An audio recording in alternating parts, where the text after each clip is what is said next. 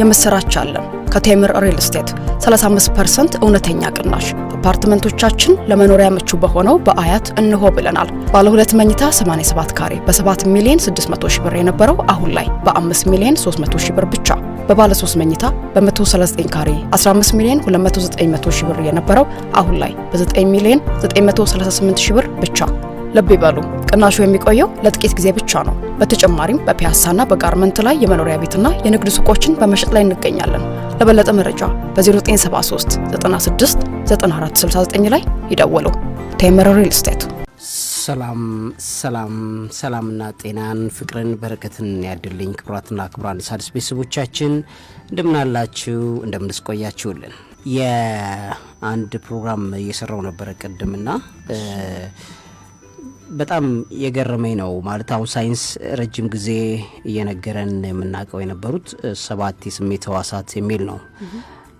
ማነው 5 የስሜት ህዋሳት በሚል የሚታወቁ ናቸው። ነገር ግን አሁን ባለበት ሁኔታ ላይ በተለይ ከ2000ዎቹ መግቢያ ጀምሮ ያለው ነገር ሲታይ የስሜት ህዋስ የሚባሉት ማለትም ፊዚካል ባዲ ላይ ሰውነታዊ አካላችን ላይ ያለው ስሜትን የምናስገባባቸው መንገዶች ከኮቪድ በኋላ ለውጥ አምጥቷል በሰው ልጅ ላይ የሚል ሪፖርት የሳይንቲስቶቹን ሪፖርት ሰማሁ እና የገረመኝ ኦልሞስት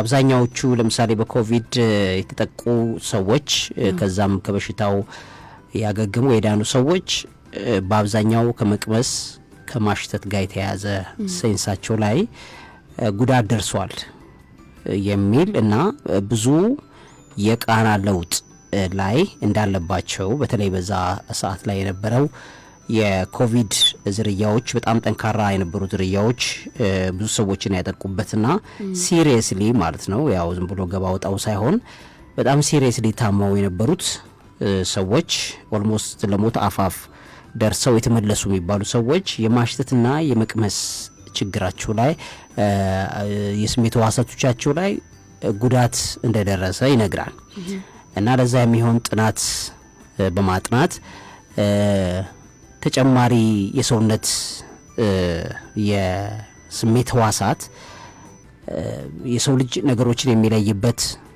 ጥበቡ ወይም ተፈጥሮ 7 ያክል ነው የሆነው። ለዚህ ነው እንጂ ብዙ ሰዎች ከስሜት ጋር የተያዘውን ነገር ያጡት ነበረ ብለው በሪፖርት ደረጃ ላይ ያስቀምጠውታል። ስለዚህ 2 መጠባበቂያ የስሜት ህዋሳቶች አሉ። እነዚህም በዚህም የተነሳ ሳይንስ አሁን ባለበት ደረጃ ላይ የሚያምነው ከ5 ይልቅ 7 የሚባሉ የስሜት ህዋሳቶች እንደሆነ ይናገራሉ ማለት ነው። እና ከዛ ጋርም ተያይዞ አንደኛው በጆሮአችን ውስጠኛው ክፍል ላይ ያለች በጣም ስስ የምትባል አጥንት አለች። እቺ አጥንት ያው ትናንሽ the smallest bones in our body ተብለው የሚታወቁ ናቸው። በጣም ጥቂት ደቃቅ የሚባሉ አጥንት ዝርያዎች ናቸው። እነዚህ አጥንት ዝርያዎች ደግሞ በተለይ ሰው ልጅ ባላንስ አድርጎ በእንቅስቃሴው ሰዓት ላይ በሚራመድበት ሰዓት ላይ አቅጣጫውን ጠብቆ እንዲሄድ እንዲራመድ ለማድረግ የሚያግዙ በጣም ስስ ወይም ጠንካራ ሆኖ ግን በጣም ጠንካራ ስራ የሚሰሩ ግን በጣም ትናንሽ የተባሉ አጥንቶች ናቸው። እነዚህን ቬስቲቡላር ቦንስ የሚባሉትን 6ኛ የስሜት ህዋሳት እንደሆኑ ሳይንስ አመኝበታለው ብሎ እውቅና ሰጥቷል። ከዛ ጋር አንጻር እነዚህ እንግዲህ ሙቭመንትና ባላንስ ወይም ንቅናቄ ጊዜ ሰው እንዳይንገዳገድ ተፈጥሮ በግራም በቀኝም ያለውን ነገር ባላንስ አድርጎ ሰውነት እንዲሄድ ለማድረግ እነዚህ ቬስቲቡላር ቦንስ ሊኖሩት ይገባል የሰው ልጅ ብሎ ያምናል። እነዚህ አጥንቶች ኢቭን ሰውነታችን ምን ያህል ስፔስ አደጋ ሊገጥመው ያለበት ቦታ ላይ ምን ያህል ክፍት ቦታ እንዳለው ድቅድቅ ባለ ጨለማ ምንም ብርሃን በሌለበት ቦታ ላይ ሰው ይተራመደ ባላንሱን ጠብቆ እንዳይወገጋገድ ጠብቆ በጣም የሚሄድበትን ባላንስ ክሬት የሚያደርጉት እነዚህ እንደሆኑ ይታወቃሉ አስቀድሞ ማለት ነው። ለዚህም የሚሆነው ለምሳሌ ሰው አይኑን ለተወሰነ ደቂቃዎች ቢጨፍን ከዛም በኋላ የራሳችንን ቦዲ ኢንቨንተሪ ቢሰራ ሰው ልጅ ሳያይ ተች ሳያርግ ሳይነካ ሳይዳስስ አርማችን፣ እጃችን፣ እግራችን የቱጋ እና ምን አይነት ስፔስ ላይ እንደሆነ በደንብ አድርገን ሴንስ እንድናደርገው ያደርገናል። አቅራባችን ላይ እንቅፋት ወይም እግራችንን ሊመታን ያለ ጋሬጣ ነገር እንዳለ ሰው አይኑን ጨፍኖ እየሄደ እንዳለ ሴንስ የሚያደርገውን ነገር እነዚህ ቬስቲቡላር በጆሮአችን ውስጠኛው ክፍል ላይ ያሉ አጥንቶች ይሰሩታል። እነዚህን አጥንቶች በተመለከተ ሰዎች ለምሳሌ በሰከሩ ሰዓት ወይም የሰው ልጅ ሰክሮ ባለበት ሰዓት ላይ ከሚያጋጥሙ ችግሮች መካከል አንደኛው የነዚህ ቬስቲቡላር አጥንቶች ዳሜጅ ያደርጋሉ። ብዙ ሰው መጠጥ በሚጠጣ ብዙ በሚሰክር ሰዓት አይተን እንደሆነ የሰው ልጅ ሚዛኑን ጠብቆ እንዳይሄድ እየተንገዳገደ ይሄዳል። ያ የሚሆንበት ምክንያት እነዚህ አጥንቶች የነርቭ መልእክት ሰጥተው ተቀብለው ነው ባላንሱን ከአንጎል ጋር እየተነጋገሩ ይጠብቁት። እነዚህን ርቀቶች ጉድጓዱን ምኑን መለየት አይችልም ያ የሰከረ ሰው ማለት ነው። ለዚህ በጣም ጤናማ የመሰለው ጉድጓዱን ተራምዶ እንደሚያልፍ ይነግረዋል። የዛን ጊዜ ሰውየው ተሰባብሮ ሊገኝ ይችላል ጉድጓዱ ወድቆ።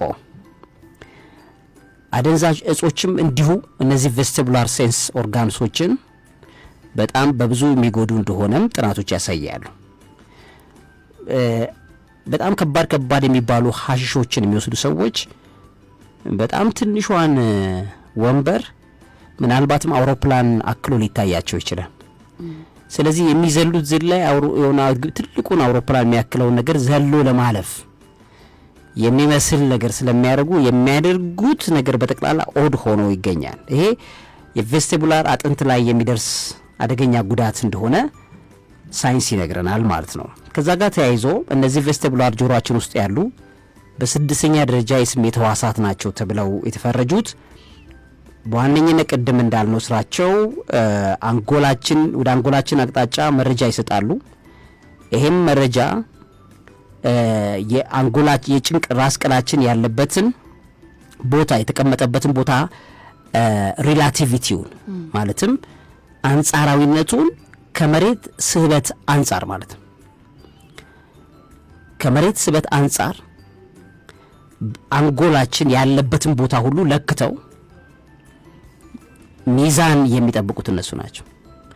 ለምሳሌ አሁን የሚታወቁ አደንዛዥ እጾች አሉ አውሮፓ ውስጥ በተለይ አሜሪካ ውስጥ የመጡት ዞምቢ የሚባል ልክ እንደ ዞምቢ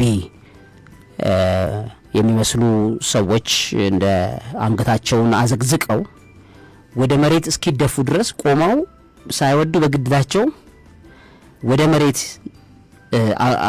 ሊደፉ ብለው ነው ተቀምጦም አንገታቸው ወደ መሬት አቅጣጫ ላይ ነው የሚደፋው ማለት ነው። እና መነሳት አይችሉም። ለምድር ሲባል ያ እጾች ጉዳት የሚያደርሱት አንደኛው እና ዋነኛው ቦታ ከቬስቲቡላር አጥንቶች እስከ አንጎል ያለው መልእክት ያዛቡታል ማለት ነው። ስለዚህ በጆሮአችን ውስጥ ክፍል ላይ ያለው እነዚህ ጥቃቅን 3 አጥንቶች የመሬትን ስበት መጠን ያክል ለክተው ለአንጎል ይሄን ያክል ነው መዝለል ያለብህ፣ ይሄን ያክል ነው መቆም ያለብህ፣ ይሄን ያክል እንትን ማለት ያለብህ የሚለው ሴንስ አይነግሩትም። ስለዚህ አንጎል ራስ ቅል ሙሉ ለሙሉ በመሬት ስበት ህግ ቁጥጥር ስር ይወድቃል ማለት ነው። ስለዚህ መሬታችን አንጎልን ዋነኛው የኃይል ማከማቻ ወይም የሰው ልጅ ከፍተኛ የስበት ጉልበት ያለበት አንዱ ቦታ አንጎላችን ነው። ስለዚህ እዛ ቦታ ላይ ያለውን ኤሌክትሪካል ሲግናል የመሬት የስበት አቅም ስቦ ወደ ታች ይዞ መምጣት ይችላል ማለት ነው። ስለዚህ እነዚህ የሰከሩ ሰዎች በጣም ትላልቅ እጽ የወሰዱ እንደ ዞምቢ አይነት ድራጎች የወሰዱ ሰዎች አንገታቸው አዘግዝቆ የምናይበት አንዱ ሲክሪት ከቬስቲቡላር አጥንቶች ጋር ይያያዛል። ስለዚህ ሞሽናችን እንቅስቃሴ ላይ እንደገና ደግሞ ባላንስ ማድረግ ተመጣጥነን እንድንሄድ ስታቢሊቲ ሰክኖ ወይም ተረጋግቶ መኖር መቆም የሚቻልበት ከዛ ውጪ ፖስቸር የሰው ልጅ ተፈጥሯዊ አቋም ቅርጽ እሱ አሁን ቀላል ይመስላል። የሚገርመው አሁን ባለው ሁኔታ ሰዎች ብዙ ሴት ልጆች ኢርፎን ጆሮአቸው ላይ ሰክተው ነው የሚዞሩት። ምን ያህል መጠን ነው ሰው ኢርፎን ወይም ሄድፎን መጠቀም ያለበት የሚለው ምንም ባልተጠና መልኩ ነው ሰዎች ያን የሚጠቀሙት ማለት ነው። አዳዲስ ጥናቶች እያሳዩ ያሉት እነዚህ አጥንቶች በጆሮአችን ውስጥ ያሉ እነዚህ ደቃቅ አጥንቶች ወይም ስድስተኛዎቹ የስጋ ስሜት ህዋስ የሚባሉት በጣም በሚገርም ደረጃ በብዙ ሰዎች የማድመጥ ባህል ምክንያት ተጎድተዋል እና እየተጎዱም ነው ያሉት። ስለዚህ የሰውነት ቅርጽ የሰውነት አቋም ላይ በጣም አደገኛ ተጽዕኖ ተፈጥሮ ይታያል ማለት ነው። ይሄን ገብቶ ማንበብ ይቻላል። ጥናት ላይ ያሉ ነገሮች ናቸው። ስለዚህ ምን ያህል የእግዚአብሔር አስደናቂ በአይን በጣም ጥቃቅን እኮ ናቸው። በአይን የማይታይ የሚመስሉ አጥንቶች ናቸው። በእርግጥ ይታያሉ። ስለዚህ ይሄ ፈንክሽናቸው ነው። የሚገኙበት ቦታ እንደሚታወቀው ውስጠኛው የጆሮ ክፍላችን ነው። በተለይ ሰሚ ሰርኩላር ካናልስ የሚባሉ አሉ። እንደገና ቬስቲቡላር ሳክስ የሚባሉ አሉ። እነዚህ ቦታዎች እንግዲህ እዛው የውስጠኛው የጆሮአችን ክፍል አካባቢ የሚቀመጡ ናቸው። በፍሉድ ወይም ፈሳሽ ነገሮች የታጨቁ ናቸው። በጣም ታይኒ የሆኑ በጣም ደቃቅ የሚባሉ ሄር ሴልስ አሏቸው። ልክ ለጸጉራማ አይነት ሴሎች የከበቧቸው ናቸው። እነዚህ ጸጉራማ ሴሎች ደግሞ ሙቭመንታችንን ንቅናቄያችንን ዲቴክት የሚያደርጉት እነሱ ናቸው። እግዚአብሔር ግን ምን አይነት የሚደንቅ አምላክ ነው። በቃ አንዳንዴ እኔ ተፈጥሮን ሳጠና ሳይንስን ሳነብስ ምን ስል ሳይንስ እኔ ነኝ ለምድር አለ እንጂ ሳይንስ በአጠቃላይ እየሰራ ያለው እግዚአብሔር ሰርቶት የጨረሰውን ነገር እንዴት እንደሰራው ነው እያጠና ያለው። ለዚህ ነው አሁን እኔ ይሄን ነገር አንድም ማሳት የፈለኩበት ዋነኛው ምክንያት በሳይንሱ ዓለም በየጊዜው እየተነገሩን ያሉ ዜናዎች በጠቅላላ የሚነግሩን ሂደቶችን ነው የሚነግሩን፣ ወይም ደግሞ ፕሮግሬሲቭ ስተዲስ ናቸው። ለዚህ ሃይፖቴቲካል የጥናት ውጤቶች ናቸው። ምክንያቱም ምንም አይነት ፋክቹዋል ነገር የለውም፣ ሄዶ ሊሻር ስለሚችል ሌላው ሃይፖቴሲስ ይዞ ይቀርባል፣ ቴዎሬቲካል የሆኑ ነገሮች ይዞ ይቀርባል። ከዛ በኋላ ዲስኳሊፋይ ሊያደርገው ጥናቱን ሊሰርዘው ይችላል። ምክንያቱም በሂደት 5 የስሜት ሕዋሳት የተባሉ 7 እየተባለ ነው። ግን የእግዚአብሔር ቃል ግን ለዘላለም ሕያውና የጸና ነው። የእግዚአብሔር ቃል ግን የማይናወጥ የማይነቃነቅ ቃል እንደሆነ እናውቃለን። እግዚአብሔር ሕያው ነው። ሰማያትን የዘረጋ ቀላያትን ያቆመው እሱ እግዚአብሔር ሁል ጊዜ በዙፋኑ ላይ ሕያው ሆኖ የሚኖር አምላክ ነው። ስለዚህ ዝም ብሎ ሲታሰብ የእግዚአብሔርን ሕልውና እና አቅሙን ችሎታውን ከማድነቅ ውጭ ምንም ማድረግ እንዳይቻል ሆኖ የምንመለከትበት እንደሆነ በደንብ እናውቃለን ማለት ነው። ከዚህ አንጻር እንግዲህ እነዚህ የስሜት ሕዋሳት ተብለው እየተነገሩ ያሉት ነገሮች በጠቅላላ ስናያቸው ይሄ 5ኛው ማለት 6ኛው ተብሎ የተባለው ነው። 7ኛው ደግሞ ፕሮፕሪዮሴፕሽን የሚባል ሌላ ምንድነው ቦዲ አዌርነስ ሴንስ የሚባል ነው። ለምሳሌ ይሄ ምንን አንደርስታንድ ልናደርገው እንችላለን? የሰውነቶቻችንን ክፍሎች ለምሳሌ አንድ ልበ ብርሃን የሆነ ሰው አይኑ ይሄኛ ፊዚካል አይኑ በቃ አሁን እየተጠቀመበት ያለ ሰው አጠቃላይ የሰውነቱን ጤና በምንድን ነው የሚያረጋግጠው? ይሄ በፕሮፕሪዮሴፕሽን ስሜት ሕዋስ ነው ብለው ነው ያስቀመጡት። እንዴት ሲባል ለምሳሌ እንበልና ቢምቢ አልነከሰችውም፣ ግን አቅራቢያው ላይ ቢምቢ እንዳለ ሴንስ ሊያደርግ ይችላል። ከየት መጣ ይሄ ስሜት ሲባል ራሱ ቦዲ ሰውነት ፊዚካል አካላችን ስጋዊ አካላችን አዌርነስ ሴንስ አለው። አሁን በተለምዶ ለእንስሳት ደመነፍሳዊ የሚባለው ያው ለሰው ልጅ ነፍሳዊ ነው። እንደገና ደመነፍሳዊ ደግሞ ሴንስ የሚያደርግበት በደምና በስጋችን ላይ የተቀመጠ ንቃትና እርግብግቢትን ሴንስ የምናደርግበት ስሜት አለ።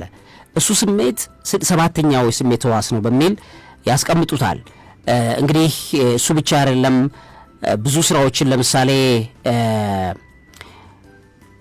የሆነ የተሰባበረ ብርጭቆን ወድቆ የተሰበረን ብርጭቆ ለማንሳት እንዳይቆርጠው ሰው ሻርፕ ኢቭን አይኑን ጨፍኖ ጨለማ ውስጥ ሆኖ እንኳ ቢሆን የተሰባበረን ብርጭቆ ለማንሳት ሲል እንዳይቆርጠው በምን ነገር ነው ያወቀው? እንዴት ነው የተጠነቀቀው የነበረው? ቆይ እኔ ያነሳዋለሁ፣ ቆይ ጠብቂኝ ብሎ አባት ወይ እናት ከልጅ ይልቅ የተሻለ ይሄ ፕሮፕሪዮሴፕሽን አቅም እንዳለው ያደገ ሲመጣ የሰው ልጅ ያንን ሴንሱን ያሳደገ እንደሚመጣ ይነገራል።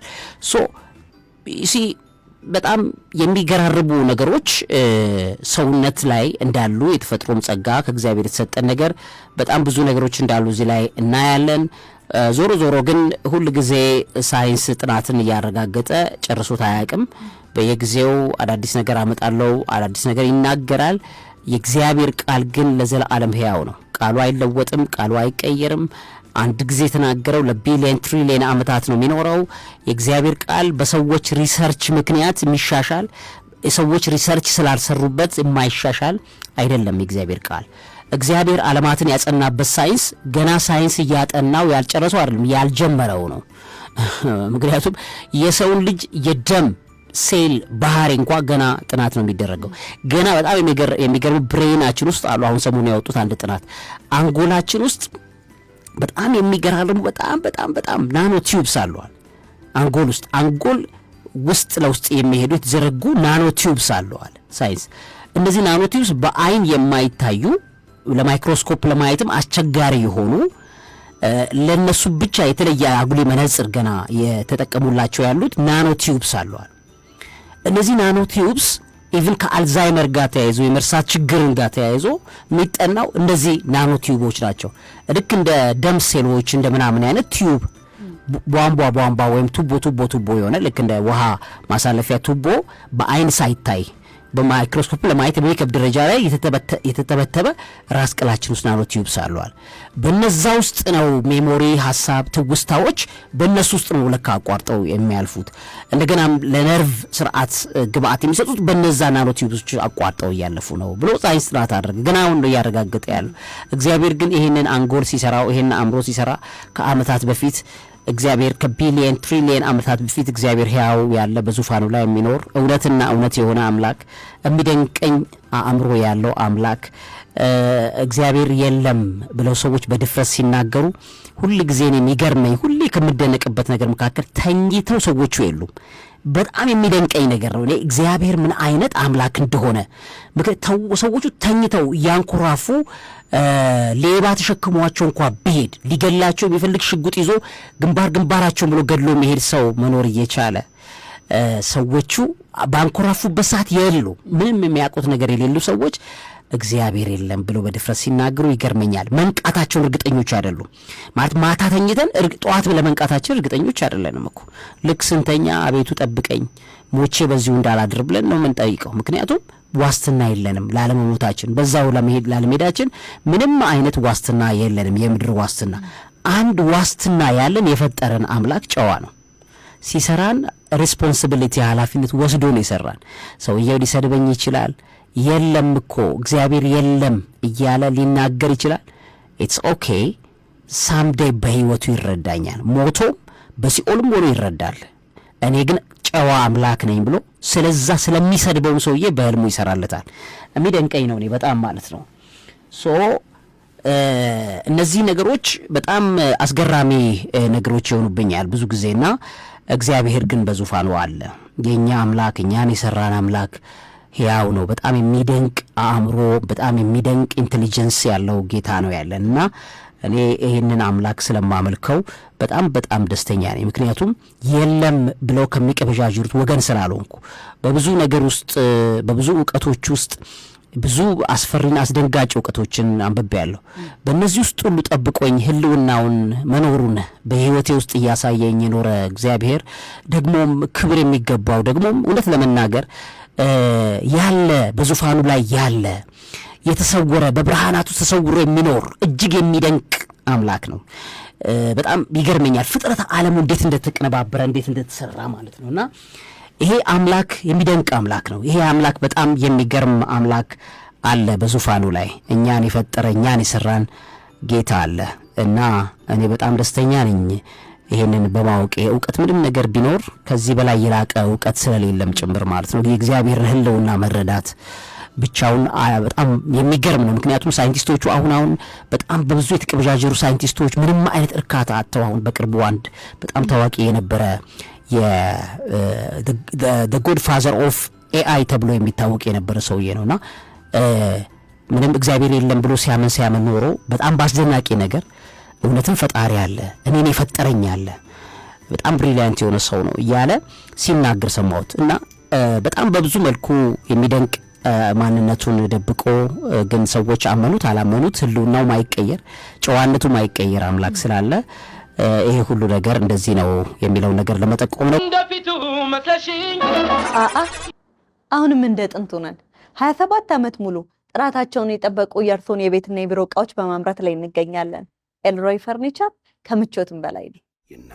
ይቀጥላል ፕሮግራማችን። ክቡራትና ክቡራን የሣድስ ቤተሰቦቻችን አሁንም ያለነው በሣድስ የሚዲያ ዝግጅታችን ላይ ነው። ዛሬ እንግዲህ አዲስ ተከታታይ ትምህርት እንጀምራለን። በተለይ አሁን ባለፈው ፕሮግራማችን ላይ ትንሽ ጠቆም ለማድረግ ሞክሬ ነበረ። አሁን ሀገራችን ያለችበት ነባራዊ ሁኔታ ትንሽ የሚያሰጋ ነገር አለው። እኔ እንደውም ያው ቤተሰቦቼ እንደዚህ አይነት ንግግሬን ከ7 ከ8 ዓመት በላይ ያውቁታል። ለዛ ብዬ ነው ለቤተሰቦቼ ይህንን እንግዳ የሚሆንበት ሰው እንግዲህ አዲስ ስራ አይደለ ነው። በጣም አስፈሪ ህልም ነው ባለፈው እኔ ያየሁትና ነግሬሻለሁ። እሱን በጣም ከበድ እኔ ጠብ አይልም ያየኋት ጠንከር ያለች ህልም እንደ ህልም አላያትም እኔ እና በጣም ከበድ ይላል እና ምንም ነገር ያየሁት ነገር እንደዛ ተዛንፎ አያውቅም በህይወቴ ላይ ማለት ነው። ስለዚህ ይሄም ባየሁት ነገር ላይ መሰረት አድርጌ ለቤተሰቦቻችን ይህን ጉዳይ ተከታታይ ትምህርቶች አድርገን ከዛ ኢትዮጵያ ላይ ሊመጣ ያለው ነገር ምናልባትም በአይነቱ የሚለይ ነው የሚሆነው። ማለትም ቀላል የሚባል ነገር አይደለም። በብዙ አቅጣጫ ሀገራችን ውስጥም ከውጭም እንደዚህ ስፔሻሊ የግብጽ እጅ በተረዳውት መሰረት ማለት ነው በጣም ጠንከር ያለ ፕሮጀክቶች ውስጡ ታቅፎ ያለበት ነገር እንዳለ በደንብ ተረድቻለሁ እና ሊጀመር የተፈለገው ጦርነት እንዲሁ ቀላል አይነት ጦርነት አይደለም። እቅዱ በቃ ኢትዮጵያን ለአንዴና ለመጨረሻ ጊዜ መበታተን ነው። እንደ ቀላል አድርጎ ለምሳሌ የግብጾችን እና የኤርትራ የኢሳያስ አፈወርቂን ፕሮጀክቶች እንደ ቀላል አድርጎ የሚያይ ሰው ካለ በጣም ነገርየው መንፈሳዊ ነው። እኛ መንፈሳዊነት በጣም መረዳት ያለብንን እቅዳቸው ሌላ ነገር አይደለም።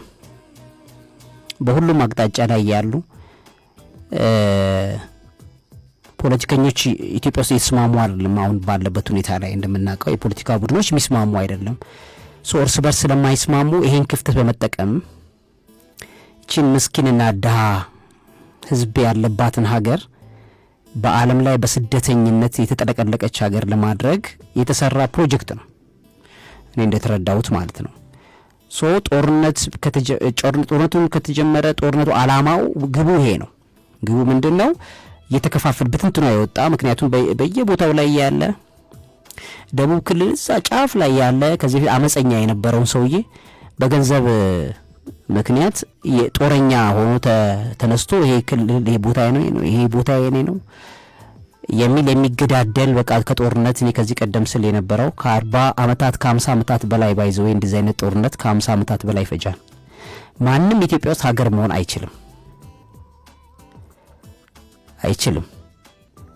እንኳን ኢትዮጵያ አሁን ተበታትና ይቅርና ኤርትራም ሀገር አይደለችም። ባይዘው በሀገር ስታንዳርድ ላይ ዝም ብሎ እውቅና ተሰጥቷት ነው እንጂ ሀገር አይደለችም።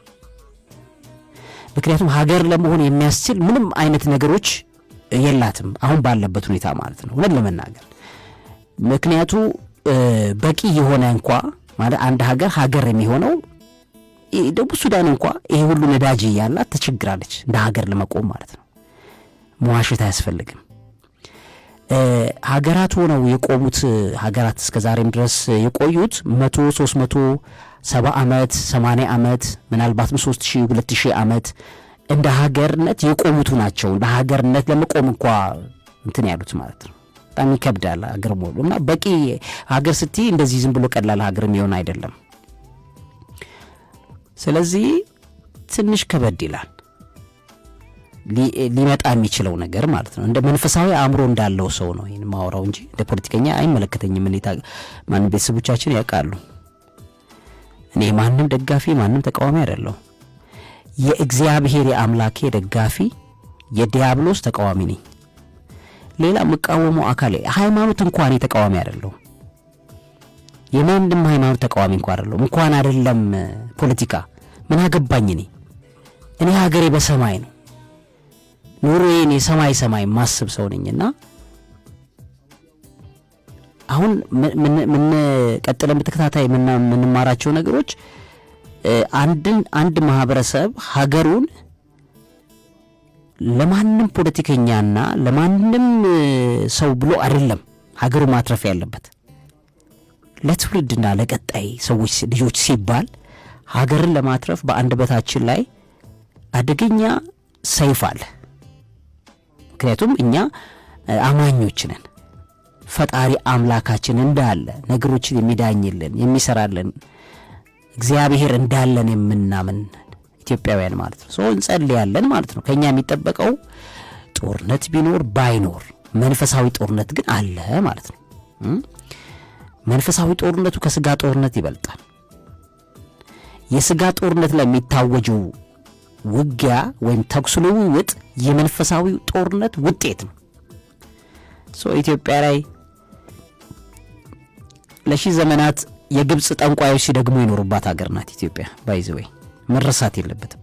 የግብጽ ጠንቋይ ብቻ አይደሉም።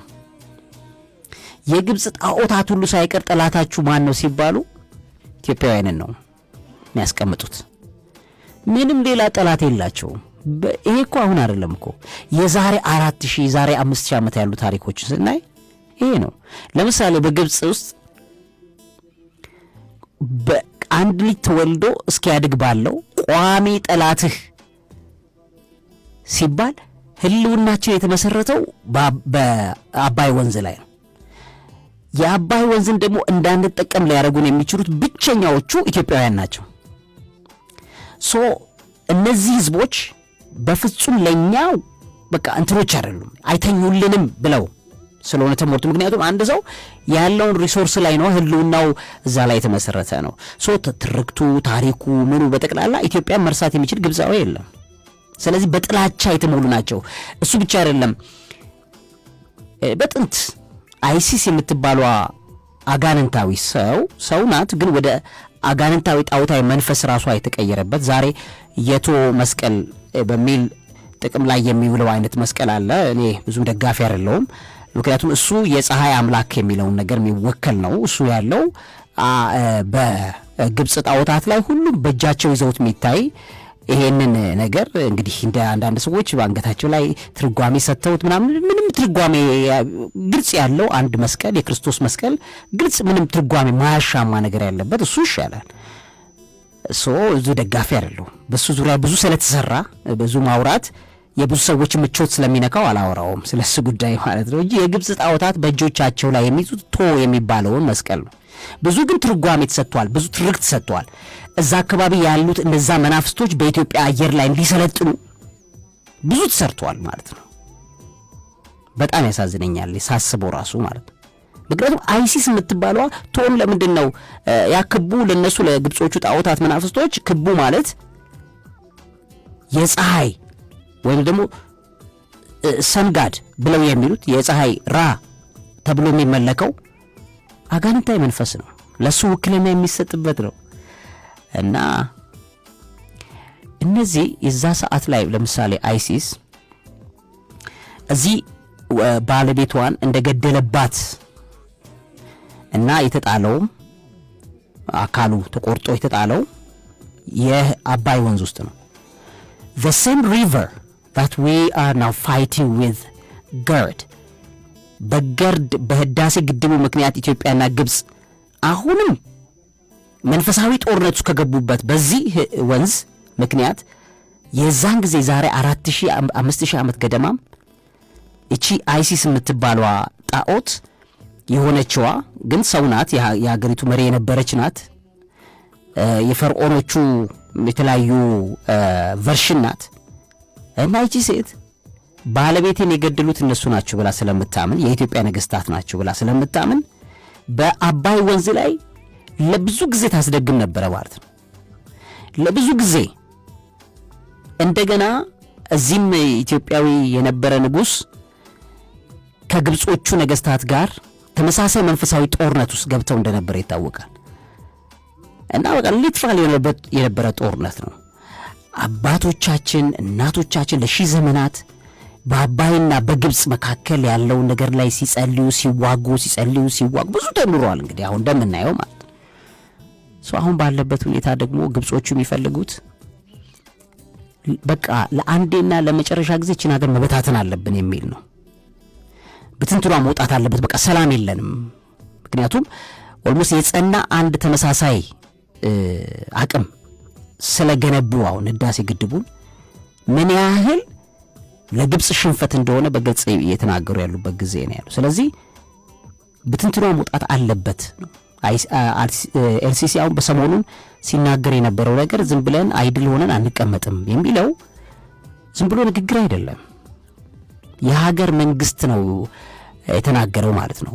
ኦኬ ፖለቲከኞች ይመጣሉ፣ ፖለቲከኞች ይሄዳሉ አይደለም። በጣም ብዙ የኢትዮጵያ መሪዎች መጥተው ነበረ፣ ሄደዋል። ለዘላለም ዙፋኑ ሳይነቃነቅ የሚኖረው የኛ ጌታ እግዚአብሔር አምላካችን ብቻ ነው። በዙፋኑ ላይ ያለ ለቢሊየን ትሪሊየን ኳትሪሊየን ዘመን መፈንቅለ መንግስት የማይኖርበት የማያገኘው የተሰወረ ማንም አእምሮ ቢመራመር ማን እንደሆነ ለማወቅ እንኳን ያልቻሉት አንድ አለ፣ ዙፋኑ ማይነቃነቅ። ከዛ ውጪ ዙፋኑ ላይ የተቀመጠ ሰው ሁሉ ዙፋኑን እየለቀቀ ይሄዳል። ይሄው እንደዛ ሲሆን ኢትዮጵያውያን 3000 ዓመት ዘመን ኖረናል። ስለዚህ ማንም ሰው ስልጣን ላይ ያለ ለዘላለም የያዘው ወንበር አይደለም እኮ፣ ይሄዳል ጊዜውን ጠብቆ፣ ከዛ ሌላው ደግሞ ይመጣል። ማሰብ ያለብን ግን ህዝቡ በሚደረጉት ጦርነቶች በሚደረጉት ውድመቶች ህዝቡ ዋጋ እየከፈለ መቀጠል እንዳይችል ከኛ የሚጠበቀው መጸለይ ነው። በጸሎት መትጋት ያስፈልገናል ማለት ነው። እና ትንሽ ያየሁት ህልም ነግሬሻለሁ። ስቲል ከህልሜ ከፊቴ ላይ ሊነሳ ያልቻለ ልክ እዚህ ቴሌቪዥን አሁንም እንደተከፈተ ያክል የሚሰማኝ አይነት ነው። ከዛ በጣም ብዙ ጊዜ እንዲካየው እንደዛ ሆኖ ስለማየው በቃ ይሄ ነገር እንዲህ ነው ማለት ነው ብዬ ምንም የፖለቲካም የምንም ትንተና ሳይኖረው እኔ መንፈሳዊ አእምሮዬ በጸሎት ውስጥ ያለውን ነገር በጣም ብዙ በህይወቴ የተመራውበት ነገር ስለሆነ ይሄ ነገር እንዲህ ሊሆን ነው ማለት ነው፣ በቃ ጦርነት ሊነሳ ነው ማለት ነው፣ በቃ ትክክል ነው ማለት ነው ብዬ ውስጤ በከፍተኛ ደረጃ ነው የሚሰጋው ማለት ነውና ስለዚህ በተከታታይ እኛ ለማንም ብለን ለማድለም አይመለከተንም ስለምን ጉዳይ። እግዚአብሔር ዳኛ ነው። እኔ ማምነው አምላካችን እግዚአብሔር ዳኛ ነው፣ እውነተኛ ዳኛ ነው።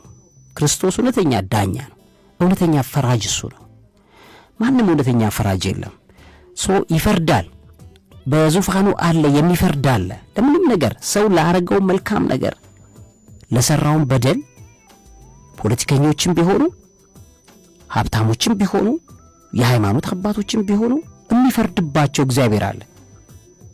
ወይ ይፈርድላቸዋል ወይ ይፈርድባቸዋል። እኔ እንደዛ አድርጌ ማምን ስለሆነ የሃይማኖት አባት በደሉኝ ብዬ ስማቸውን አደባባይ ላይ አላሰጣም።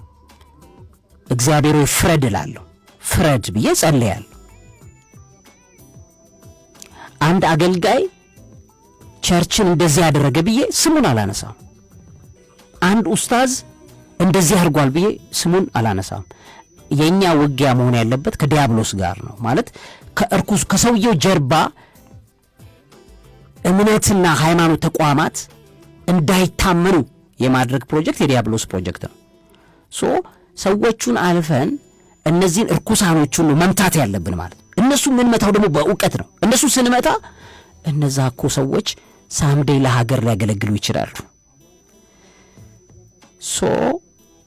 በተከታታይ ይሄንን አድርገን አሁን ከዜና ወጃም በኋላ በዚህ ዙሪያ ላይ እንጀምራለን። ከዛ በተከታታይ አድርገን ተከታታይ አድርገን ሀገርን ስለመውደድ ስለ ሀገር ስለመጸለይ እያደረግን መጸለይ ያለብን ማለት ነው። እኛ የሣድስ ቤተሰቦች እዚህ ሬዲዮ ፕሮግራም በየእምነታቸው ሙስሊሙ በራሱ ባህል፣ ኦርቶዶክሱ፣ ፕሮቴስታንቱ፣ ካቶሊኩ ሁሉም በራሱ በሚያውቀው ቋንቋ ወደ እግዚአብሔር እቺን ችግርና መከራ የሚመጣው መከራ አሳልፍልን እግዚአብሔር ወይ በቃችሁ በለን። ባይዝ ወይ ይሄ ጦርነት ይሄ ግጭት ወይም ምንም ይሁን መንፈሳዊም ይሁን ጦርነቱ ፊዚካልም ይሁን ጦርነቱ ካለፈ በኋላ ግን የኢትዮጵያን ኃያልነት ማንም አካል ሊያስቆመው አይችልም። ግን ከባድ ፈተናዎች ግን ይመጣሉ። እንዲህ ቀላል የሚባሉ አይነት ፈተናዎች አይደሉም የሚመጡት። ስለዚህ በሐቅ መነጋገር ስለሚያስ እነዚህን ከባድ ፈተናዎች ለማለፍ ታዲያ ምንድን ነው የምናደርገው ብንል እኛ እምነት ያለን ሰዎች ነን፣ እግዚአብሔርን እናምነዋለን። እኔ እላለሁ በእኔ ህይወት ላይ የባለፉት እድሜዎችን ሙሉ ያሳለፍኳቸውን ፈተናዎች ማለት ወደ አንድ ሀገር እንኳ ማለት ወደ አንድ ሀገር ቢኖር ሀገር ትጸናለች ወይ ብዬ እላለሁ። እንዴት ትቆማለች ማለት አንድ ሀገር እንደዛ አይነት ፈተና ቢገጥማት ብዬ ሁሉ እላለሁ ማለት ነው። ሶ እኔ ምን እላለሁ እኔን አቆሞኝ የኔ ቴስቲሞኒ የራሴ ምስክርነት ነው ማለት እግዚአብሔር ያደረገልኝ ነው ማወራው ማለት ነው። የኔ ዝና የለኝም፣ የኔ ራሴ ችሎታ የለኝም። እግዚአብሔር ግን ነው እስከዛሬ ያቆመኝ። ስለዚህ ምን እላለሁ የኔን ያ ሁሉ መከራ ሰሞኑን ስለ ሀገሬ ስጸልይ እንደዚህ ነው ምለውና እግዚአብሔር ወይ ያ ሁሉ በህይወቴ ላይ ያለፈው ማዕበል በጣም ሞት ማለት ሞቶቹ ቀጥለው ህይወቴ የቆመበት ነገርን በኢትዮጵያ ላይ ማለት በሀገሬ ላይም ይሄን ተአምር እንደምታሳየኝ አምናለሁ። እቺ ሀገር እኮ አበቃላት ተብሎ ብዙ እኮ ነው እኮ ያሳለፍነው። በቃ እኮ እንዴ መንግስት ያበቃለታል ብለ ማለት ትችላለህ፣ መብት ነው። ሀገር ግን እንዴት ያበቃላታል ይባላል? እንዴት እንደዚህ አይነት ክፉ ሐሳብ ሰው ያስባል? ኢትዮጵያዊ ሆኖ ማለት ነው። እንዴት ይሄን ክፉ አጋንንታዊ ሐሳብ ሰው ያስባል? ሀገር እኮ ካበቃላት ዝም ብሎ የሚያበቃላት እኮ አይደለም። ባይዘዌ አንድም ኢትዮጵያ ውስጥ እግዚአብሔር ምስክሬን አንድም አካል ሀገር ሆኖ መቀጠል አይችልም። ባይዘዌ አይችልም። ለምንድን ነው አይችለው? በዙሪያው ላይ ሁሉ ጠላቶች አሉበት። እሱ ሀገር ሲሆን አይኔ ያየኔ ደግሞ እየሞትኩ ብሎ እረፍት የሚያሳጡት ብዙ ሰዎች አሉት በዙሪያው ላይ ሁሉ ጊዜ ከነሱ ጋር ገዳደላለሁ እያለ ከውስጡ ይነሳሉ፣ ከውጭ ይነሳሉ፣ ይከፋፈላሉ። አንድ የሚመስሉሽ ሁሉ ውስጥ ለውስጥ ይከፋፈላሉ መልሰው ማለት ነው። እንደ አንድ በቃ እነዚህማ ጠንካራ ማህበረሰቦች ናቸው እንደ አንድ ሊሆኑ ይችላሉ በስትያቸው መልሰው እንደገና እነሱ እንደ ዳቦ ይሸነሸናሉ፣ እንደ አምባሻ አልሸነሸናሉ እየተባለ እንደገና። ምክንያቱም የኢትዮጵያ ማንነት የተመሰረተው በእግዚአብሔር ላይ ነው። የእግዚአብሔር ሕልውና ከኢትዮጵያ ከተነሳ ማንም ሰው እቺን ሀገር አድርጎ ማቆም አይችልም። ባይዘዌ ማንም ምን ማለት ነው? ባለቤቱ ነው በእጁ ያዛት እንጂ ተአምር እኮ ነው። በምንም እኮ ልትቆም ማችል ሀገር እኮ ናት ቆማ ያለችው ማለት ነው። ተአምር እኮ ነው። በጣም ይደንቀኛል ዝም ብሎ ልሳስበው ማለት ነው። ምክንያቱም ያለነው የአፍሪካ ቀንድ ቦታው በጣም አደገኛ ነው። ቀንድ የሚለው ስም ራሱ አይመቸኝም ሲጀመር ማለት ሆርን ኦፍ አፍሪካ ቀንድ ምን የቀንዱ ምን ይሰራል? ስሙ ራሱ እሱ ነው። ቀንዱን ራሱ ቀንድ ካሰብሽው መዋጋት ነው ምናምን ነው ብዙ ነገር ነው። እና አፍሪካ ቀንድ ላይ ስላለን ይላል እሱ አፍሪካው ቀንዱ ላይ ቦታው ራሱ ሎኬሽኑ ሀገራት የጸኑበት አይደለም። ቦታው በጣም አደገኛ ቦታ ነው። የሆነ ድግምታ ነው የሆነ ቦታ ነው። እና ይሄ ቦታ ላይ የመን እንደ ሀገር መቆም ያቃታት፣ ሶማሊያ እንደ ሀገር መቆም ያቃታት፣ ሱዳን እንደ ሀገር መቆም ያቃታት፣ ሌላው ሁሉ ስታዩ እቺ ሀገር እንዴት ሆና ነው የቆመችው ኢትዮጵያ? በምን ተአምር ይሄ ሁሉ ብሔረሰብ ይዛ እልህኛ ማህበረሰብ እኔ ነኝ የምበልጠው አንተ ነው የምትበልጠው እየተባባለ እንዴት ጸንቶ ኖረ? ከእግዚአብሔር ሲክሬት ውጪ የማይቻል ነው። ባለቤቷ ብቻውን ያቆማት ሀገር ስለሆነች ባለቤቱ ቀጥታ እንዲፈርድና እንዲሰራ እኛ ደግሞ ወደ ባለቤቱ እንጸልያለን ማለት ነው። የኛ ሀገር አይደለችም። እግዚአብሔር በምን እቅድ እንዳኖራት ምናየው ከሺህ ዘመን አሁን ከነዚህ አመታት በኋላ በቀጣዮቹ አመታት ለምን ይችን ሀገር አጽንቶ እንዳቆማት ሌሎች ሁሉ ተከፋፍለው ተበታትነው ሀገራት ሆነው ሲወጡ እንደገና መጽናት አቅቷቸው ደግሞ እርስ በርስ ሲባሉ ይችን ሀገር ኢትዮጵያን እግዚአብሔር ያጸናና ያኖረበት ሲክሬት መንፈሳዊ ነው። ስለዚህ ይሄን መንፈሳዊ ነገር ሳናይ አንሞትም በዚህ ምድር ላይ ማለት ነው አንሄድም እግዚአብሔር በመጨረሻዎቹ ዘመናት ላይ ብዙ ፍርድ ይፈልጋል ለዚህ ምድር ከኢትዮጵያ ተነስቶ የሚሰራው ነገር ስላለ አሁን የምድር ትግል እስኪያልቅ ድረስ ነው መከራችንንም ጸጥ እያለ ያያያለው ከዛ በኋላ ኃያላንን ከኢትዮጵያ መንፈሳዊ ኃያላንን ከኢትዮጵያ ይቀሰቅሳል እና ያ ዘመን ደግሞ ይመጣል ያ ዘመን እስኪመጣ መከራችን ሁሉ ጊዜ እንደቀጠለ ያለነበት ዋናው ትልቅ ሽልማት ከፊት ለፊት ስላለ ነው ልጄን ከግብጽ ጠራሁት የተባለው እንዲፈጸም ወደ ግብጽ ሄደ። የእመቤታችን ስደትን በማሰብ ታላቅ መንፈሳዊ ጉዞ ወደ ግብጽ የአረጋዊው ስምዖን ገዳምና እመቤታችን ልጇን ይዛ የተቀመጠችበት የቁስቋም ገዳም ቅባ ቅዱስ የሚያወጣው የእመቤታችን ስዕል አድኖ እመቤታችን የተገለጸችበት የዘይቱን ማርያም ሰማዕቱ ቅዱስ ጊዮርጊስ መከራን የተቀበለበት ቦታ ጣፋጭና እሬት የሚያወጣው ባህር ሙሴ 10ቱን ትእዛዛት የተቀበለበት የሲና ተራራ እንዲሁም ሌሎች መንፈሳዊና እንደ ፒራሚድ ያሉ ታሪካዊ ስፍራዎችን ይጎበኛሉ። የጉዞ መነሻ ቀን ኖቬምበር 13 መመለሻ ኖቬምበር 24 ጎልጎታ አስጎብኝ ድርጅት እግዚአብሔር የሚፈልገው ሰዎች በማህበር ቢኖሩ ነው የሚደሰተው ሲሰራውም የሰው ፍጥረቱን ዓለም ሲሰራው በህብረት በማህበር አብረው በመኖራቸው ይጸናሉ ታላቅና ኃያል እንደሚሆኑ ይናገራል መጽሐፍ ቅዱስም ለምሳሌ አሁን ቻይና ህንድን ከተመለከትን እግዚአብሔር እኮ የለም ወይም እኛ ምናምነውን አምላክ በዛ መልኩ አይደለም የሚያምኑት ጣዖት ነው የሚያምኑት ግን አብሮ የመኖር አብሮ የመስራት አብሮ የመለወጥ ፍቅሩ ስላላቸው ወይም ፍላጎቱ ስላላቸው ዓለም ላይ ኃያል ናቸው እኚህ ሰዎች 1.4 ቢሊዮን ህዝብ ይዘው ህንዶች ዓለም ላይ ኃያል አለመሆን አይችሉም ለምን ኢኮኖሚያቸው ግሬት ኤንድ ግሬስፉል ይሆናል ማን ነው የሚያግዘው ኢኮኖሚያቸው እግዚአብሔር ነው ምክንያቱም ባይዘዌ አመለኩትም አላመለኩትም እግዚአብሔር አብ ከሶስቱ አካል አንዱ እግዚአብሔር አብ ግብሩ ከግብሮቹ መካከል አንዱ ምንድነው በእኩል ለሰው ሁሉ ፀሐይን በኩል ማውጣት ለፍጥረት ዓለም ሁሉ ለለፋ ለደከመ ሁሉ እኩል በረከት ማለትም ኃይልን ለሰራበት ለለፋበት ነገር ስጦታ መስጠት ስለፈጠረን ብቻ እግዚአብሔር የሚያደርገው ነገር ጨዋ አምላክ ነው በጣም በጣም መልካምና ቅን አምላክ ነው ማለትም ለፈጠረው ፍጥረታት ሁሉ ኃላፊነት የሚሰማው እግዚአብሔር ነው ስለዚህ ምን ያደርጋል ቻይናውም ሆነ ሩሲያዊም ሆነ ሁሉም አሁን ሩሲያም ኃያሉን አይቀጠለችው ባይዘዌ ሩሲያ ፌዴሬሽን እኮ ናት ሩሲያ ፌዴሬሽን ነው ማለት ሊበታተኑ ከሶቪየት ህብረት አንበታተንም ብለው ሶቪየት ህብረትን ሲበታተን እና ዩክሬን ምናምን ሲወጡ አንበታተንም ብለው ጸንተው የቆዩት ህብረቶች ናቸው ዛሬ ዓለም ላይ በጣም ፓወርፉል ናቸው ለምን ህብረቱ ውስጥ እግዚአብሔር ደስተኛ ነው ሰዎች በህብረት ሲኖሩ በጣም ደስተኛ ነው እግዚአብሔር ታዲያ ለምንድነው የምዕራባውያን አጀንዳ ምን ነበረ የቅኝ ግዛት ዘመን ላይ ሲባል እኮ እግዚአብሔር ከቅኝ ግዛት ዘመን ስለ አፍሪካ የነበረው እኮ ሐሳብ እኮ አሁን እንዳለው አይደለም አሁን ዓለም እንዳደረገችው አይደለም እግዚአብሔር ሐሳብ ለዚህ እኮ ነው አፍሪካ እንትን አልነበረችም እኮ ለምሳሌ ቅኝ ባትገዛ ኖሮ ምንም ልዩነት የለውም አሁንም የአፍሪካ ህዝብ ባይዞ ቅኝ ተገዛም አልተገዛም ልዩነት የለውም የአፍሪካ ህዝብ ያው ነው በድሮ ነገር ነው የሚኖረው ማህበረሰቡ እግዚአብሔር ተመሰገነ ይሁን ግን ቅኝ ባይገዙ ኖሮ አፍሪካ ሀገሮች አይበታተኑም ነበር ባይዞ አንድ አፍሪካ የሚባል አንድ ሀገር ነበር የሚኖረን ማለት ነው ምናልባት አፍሪካም አልነበረም ስሙ ሊሆን የሚችለው ኢትዮጵያ ነበር ሊባል የሚችለው ለምን አፍሪካ የሚለው ስያሜን የጣሊያን የጦር መኮንኖች የሰየሙት ስያሜ ነው በራሳቸው ስም የሰየሙት ነው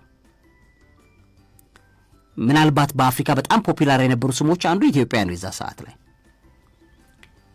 አብዛኛውን የአፍሪካ ክፍልን ከቨር ያደርጋል ከዚህ ቀደም እንደተነጋገርነው እንዳወራው ነው እስከ ምዕራብ አፍሪካ አትላንቲክ ውቅያኖስ ድረስ የኢትዮጵያ ውቅያኖስ ነበር የሚባለው ስሙ ኢትዮጵያ ኃያል ብትሆን ተመልሳ የሚያሰጋቸው ነገር መካከል አንዱ ይሄ ነው ሪኩዌስት መጠየቁ አይቀርም እንደውም አንድ ጥናት ላይ ዝም ብሎ ነው ጆርናል ነው ጥናት ነው ግን እዛ ላይ ጠቀስ አረጋትና ጸሐፊው ያልፈዋል አይ ቲንክ የነጭ ጸሐፊ ነው የሚሆነው እና የላንድ ሎክድ ስለሆኑ ሀገራት የተሰራ ጥናት ነው እና ምን ይላል እዛ ላይ ኢትዮጵያ የቀይ ባህርን ፍላጎቷን መልሳ ቀስቅሰዋለች ብሎ ይጠቅስና የቅርብ ጊዜ ጥናት ነው ይጠቅስና ትንሽ ከቆዩም የምዕራብ አፍሪካ ላይ ያለ የአትላንቲክ ውቅያኖስ ቀድሞ የኢትዮጵያ ውቅያኖስ ይባል የነበረ ስለሆነ ውቅያኖሱ የኛ ነው ብለው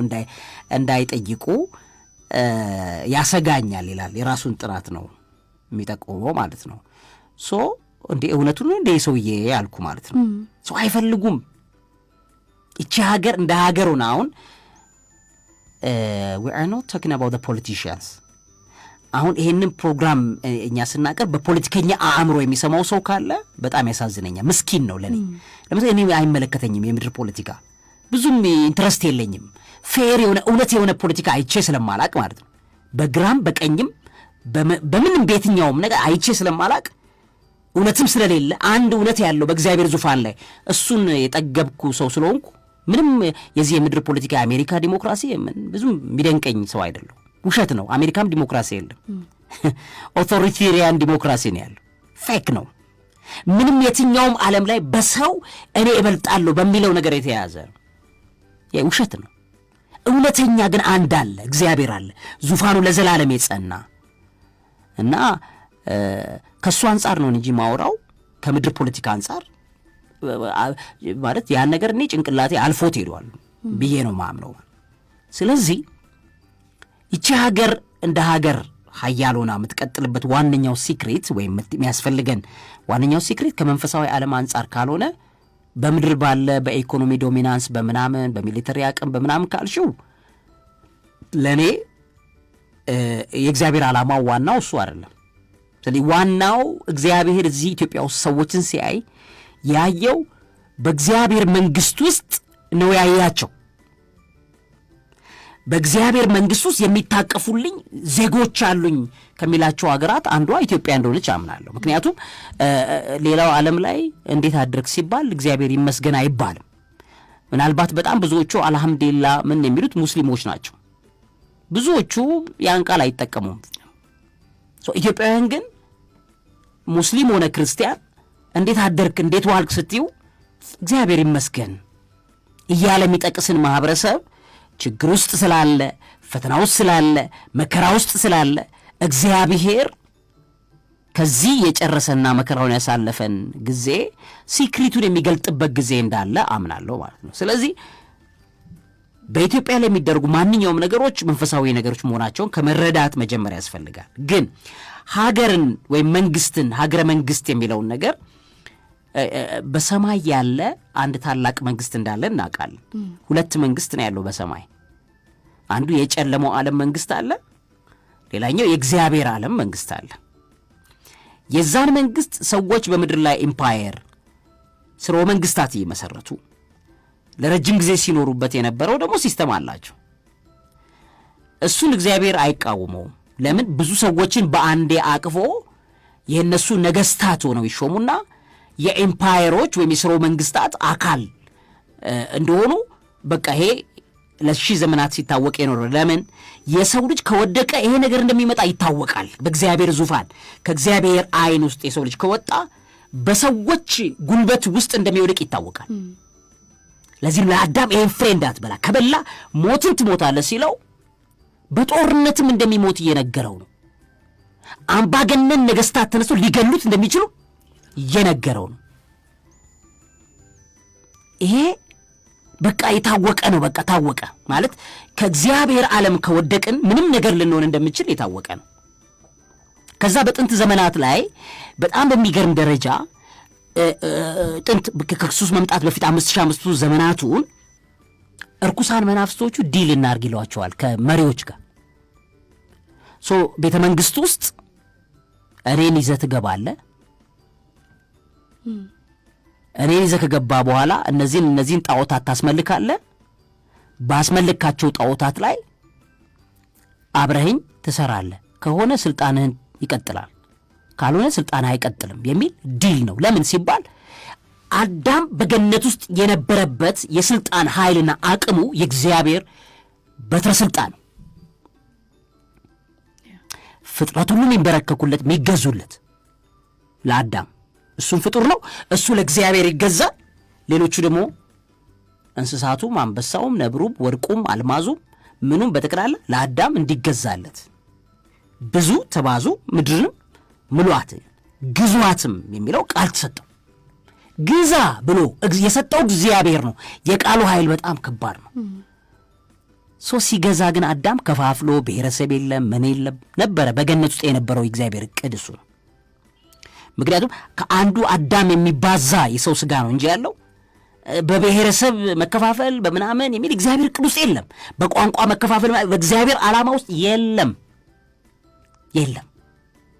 ያ አዳም በዛው ቢቀጥል ኖሮ ገነት ውስጥ እንዳለ ሊሆን የሚችለው ጌታችን ኢየሱስ ክርስቶስ እግዚአብሔር ወልድ ጌታችንን ኢየሱስ ክርስቶስን ለመሆን ምንም በቃ አይገደድም። ምክንያቱም መጥቶ የሚሞትበት ምንም ምክንያት የለውም። አዳም ሕጉን ጠብቆለት ሄደዋል ማለት ነው። ስለዚህ የመጀመሪያው አዳም ያ ቀዳማዊ አዳም ስለወደቀ ዳግማዊ አዳም ሆኖ ጌታችን የመጀመሪያውን የአዳም ባህሪንም አምላክነቱንም እግዚአብሔርነቱንም ፍጹም ሰውነቱንም የያዘው እሱ ስለሆነ ነው። የሰማይ መንግስት አባታችን ሆይ ስምህ ይቀደስ፣ መንግስትህ ትምጣ፣ ፈቃድህ በሰማያት እንደሆነች። ምክንያቱም በሰማይ ያለ መንግስት አለ። ያንን መንግስት የሚመራው ሊቀ ካህን ንጉሥ የሚሆነው ነው። ፍጹም ሰው የሆነ የሚመራው እሱም የመጀመሪያ አዳም ባይወድቅ ኖሮ የመጀመሪያው አዳም ይመራል። እግዚአብሔር አምላክና አባታችን አብ ወልድ መንፈስ ቅዱስ ማንም የሰውን ስጋ ንክኪ ሳይኖር ሳይነካ በአምላክነቱ ይቀጥል ነበረ ማለት ነው። ነገር ግን የመጀመሪያው አዳም ስለወደቀ ዳግማዊ አዳም ጌታችን መድኃኒታችን ኢየሱስ ክርስቶስ መጣ ማለት ነው። ስለዚህ በዛ መንግስት ውስጥ የሚታቀፉት በዛ መንግስት ውስጥ የሚኖሩት አሁን ምድር ላይ የተሰጣቸውን ጊዜ የእግዚአብሔር የዘረጋውን መንግስት የተሰጣቸውን ጊዜ የተሰጣቸውን ሰዓት ተጠቅመው መንግስታቸው ውስጥ እንዲሰሩ ነው ዋናው ዓላማው። የእግዚአብሔር እሱ ነው ከሆነ በምድር ላይ ግን ታዲያ ነገስታትና መከፋፈል፣ ስልጣናት፣ ኃይሎች ምኖች የመጡት እንዴት ነው? ከመጀመሪያው አዳም ከቀዳማዊው አዳም ውድቀት በኋላ አዳም የሚያስተዳድርበት የነበረው በትረ ስልጣን እግዚአብሔር በእጁ ላይ የሰጠውን ስልጣን ነው። በትሩን እርኩሳኖቹ ነጠቁት ማለት ነው። ስለዚህ ለ5500 ዘመን እርኩሳኖቹ የአዳምን አናት እየቀጠቀጡ በባርነት ያሰሩት ነበረ፣ ያሰግዱት ነበር። አንድ ሰው ንጉሥ ሊሆን ሲል ይመጡና እርኩሳኖቹ ዲል ያደርጋሉ። በዓለም ላይ ምናልባት 2 ኔሽንስ በእግዚአብሔር ቃል መሰረት አድርገው ነገስታትን ይቀቡ ይሾሙ የነበሩት 2 ኔሽን እንደሆኑ ይነገራል።